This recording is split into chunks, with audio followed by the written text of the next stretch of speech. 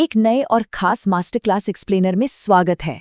आज हम सीधे मार्केट की उस छिपी हुई भाषा के अंदर उतरेंगे जो चार्ट्स पर अलग अलग आकृतियों या शेप्स के रूप में बनती हैं। ये आकृतियां कोई इत्तेफाक नहीं है, ये बड़े इंस्टीट्यूशंस और स्मार्ट मनी के कदमों के निशान हैं। मार्केट में वैसे तो बहुत शोर होता है, लेकिन उस शोर के पीछे एक बहुत ही स्पष्ट संरचना छिपी होती है, और बस आज हमें उसी संरचना को डिकोड करना है। अब वॉल्यूम और बेसिक कैंडलस्टिक्स को समझना जरूरी तो है, एक फाउंडेशन है वो, पर असली कहानी चार्ट पैटर्न्स बताते हैं। एक चार्ट पैटर्न दरअसल कीमतों के उतार चढ़ाव से बनी एक ऐसी आकृति है जो चार्ट पर बार बार बनती है। जब मार्केट में डर, लालच या कंफ्यूजन हावी होता है ना, तब इंसानी साइकोलॉजी और ट्रेडिंग एल्गोरिदम मिलकर इन्हीं पैटर्न्स को जन्म देते हैं। ये आकृतियां हमें साफ साफ बताती हैं कि बायर्स और सेलर्स आखिर सोच क्या रहे हैं, उनका अगला कदम क्या होगा, और सबसे जरूरी बात, मार्केट आगे किस दिशा में एक बड़ा मूव ले सकता है। तो आज के इस एक्सप्लेनर का सिलेबस कुछ इस तरह रहेगा। सबसे पहले कोर मार्केट मूव्स, फिर ट्रेंड कंटिन्यूएशन की एनाटॉमी, उसके बाद फ्लैग्स और पेनेंट्स, फिर आएंगे असेंडिंग और डिसेंडिंग ट्रायंगल्स, द रेक्टेंगल, और आखिर में द कप एंड हैंडल। चलिए शुरू करते हैं। मार्केट में आमतौर पर पैटर्न्स को 3 मुख्य कैटेगरीज में बांटा जाता है: कंटिन्यूएशन, रिवर्सल और न्यूट्रल। कंटिन्यूएशन का मतलब बड़ा सीधा है, मार्केट थोड़ा आराम करेगा और फिर अपने पुराने ट्रेंड की तरफ वापस चल पड़ेगा। रिवर्सल एकदम अलग कहानी है, ये बताता है कि पुराना ट्रेंड अब थक चुका है और पलटने वाला है। और तीसरा है न्यूट्रल, जहां आगे का रास्ता सिर्फ और सिर्फ ब्रेकआउट की दिशा पर निर्भर करता है। लेकिन आज का पूरा फोकस सिर्फ इस बात पर रहेगा कि ये कैसे पहचाना जाए कि एक तगड़ा ट्रेंड कब एक छोटा सा ब्रेक लेकर दोबारा पूरी ताकत से आगे बढ़ने की तैयारी कर रहा है। लेकिन ये सब सीखना इतना जरूरी क्यों है? इसका जवाब एक नंबर में है, 70%। जी हाँ, 70%। जब high quality continuation patterns chart पर बनते हैं तो लगभग 70% चांसेस होते हैं कि वे अगले बड़े मूव की बिल्कुल सटीक भविष्यवाणी करेंगे। ट्रेडिंग की दुनिया जहां सब कुछ इतना अनप्रिडिक्टेबल लगता है, वहां 70% की प्रोबेबिलिटी मिलना एक बहुत बड़ी बढ़त है, एक सॉलिड एज है। और इसीलिए इन स्ट्रक्चर्स को गहराई से समझना हर मार्केट एनालिस्ट के लिए इतना क्रूशियल होता है। Section 1, trend continuation, the strategic pause. Trend continuation को असल में एक स्ट्रैटेजिक पॉज या एक रणनीतिक ठहराव की तरह देखना चाहिए। ये कोई रिवर्सल नहीं है, यहाँ डरना नहीं है। ये सिर्फ मार्केट का एक लंबी दौड़ के बाद थोड़ी देर के लिए सांस लेना है। किसी भी वैलिड कंटिन्यूएशन पैटर्न के 3 सबसे ज़रूरी हिस्से होते हैं। पहला, द पोल, यानी एक बहुत ही स्ट्रॉन्ग और तेज मूव जिसने मार्केट की दिशा तय कर दी है। दूसरा, द कंसोलिडेशन जोन, जहां मार्केट थोड़ा रुककर अपनी एनर्जी वापस इकट्ठा करता है और यहीं बायर्स और सेलर्स के बीच एक छोटी सी जंग चलती है। और तीसरा, द ब्रेकआउट पॉइंट, जहां ये ठहराव खत्म होता है और मार्केट एक धमाके के साथ अपने पुराने ट्रेंड को पकड़ लेता है। इन तीनों के बिना कोई भी कंटिन्यूएशन पैटर्न अधूरा है। Section 2, flags and pennants, the rapid breaths.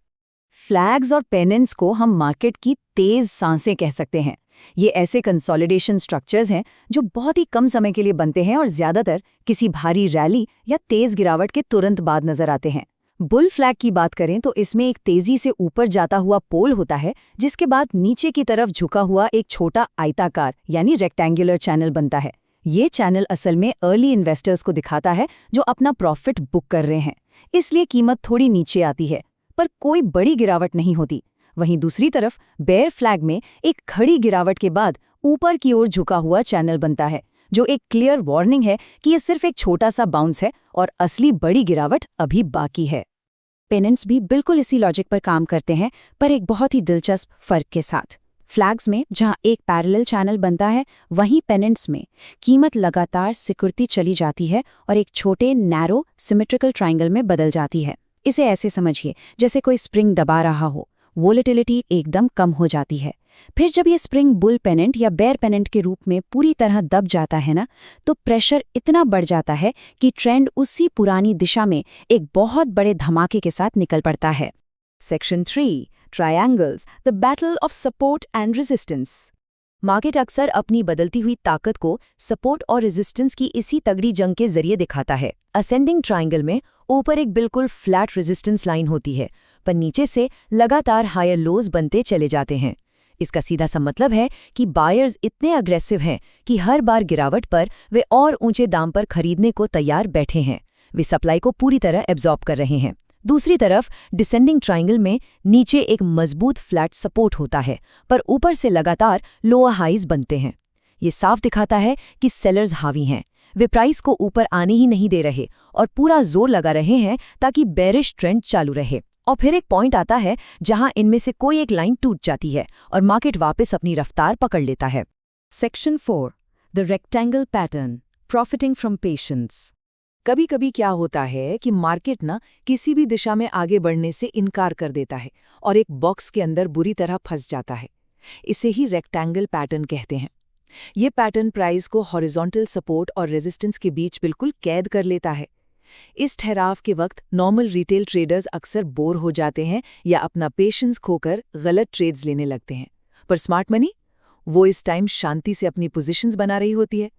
Trading में एक बहुत मशहूर कहावत है कि बेस जितना लंबा होगा, ब्रेकआउट के बाद कीमत उतनी ही ऊपर जाएगी। इसलिए ये कंसोलिडेशन जितना लंबा चलेगा, आने वाला मूव उतना ही विशाल होगा। यहाँ जीत सिर्फ उसकी होती है जो चुपचाप सही ब्रेकआउट पॉइंट का इंतजार कर सके। Section 5, the cup and handle, the rare power house. बड़े टाइम फ्रेम्स पर बनते देखना, ये पैटर्न सच में किसी रेयर पावर हाउस से कम नहीं है। इसके बनने के 3 बहुत ही क्लियर स्टेप्स होते हैं। पहला है द राउंड कप, जहां प्राइस किसी पुरानी गिरावट के बाद पिछले रेजिस्टेंस तक एक कटोरी या बाउल के आकार में धीरे धीरे और बहुत सॉलिड तरीके से रिकवर करती है। उसके बाद आता है दूसरा और सबसे इंपॉर्टेंट स्टेप, द हैंडल।